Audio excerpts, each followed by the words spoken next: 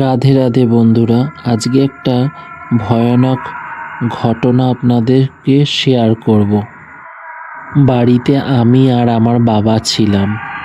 হঠাৎ রান্নাঘরে আমি তরকারি রান্না করছিলাম। সেই সময় ফ্রিজে একটু মাছের ডিম ছিল। মাছের ডিমটা বার করে রান্না করব।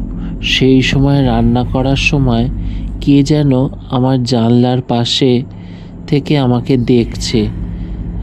দেখে অনেকক্ষণ দেখার পর আমি ওনাকে বললাম, কে আপনি? তারপর কোনো কথা সাড়া পেলাম না। ছুটে যেয়ে দেখলাম বাবা আর আমি, আদেও কেউ নেই ওখানে জানলার সাইডে। তারপর আবার চলে এলাম রান্নাঘরে মাছের ডিম ভাজতে। তারপর মাছের ডিম ভাজা হচ্ছে, আর হঠাৎ গরম গরম মাছের ডিম বাবাকে মুখে দিতে গেলাম। হঠাৎ দেখলাম মাছের ডিমের বাটিটা এদিক থেকে ওদিক সরে গেল, ওদিক থেকে এদিকে সরে গেল। আমার বাবা আর আমি দেখে রীতিমতন ভয় পেয়ে গেলাম।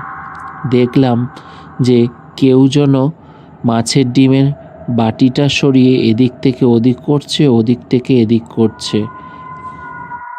বাবা সামনে যে গায়ত্রী জপ পাঠ করতে লাগলো অনেকক্ষণ ধরে। তারপর রান্নাঘরে আমি যখন গেলাম তখন আর কিচ্ছু দেখতে পেলাম না। এই ঘটনাটা আমার সাথে হয়েছে, আর ঘটনাটাতে আপনাদের আমি শেয়ার করলাম। ঘটনাটা সত্যি। হরে কৃষ্ণ, রাধে রাধে।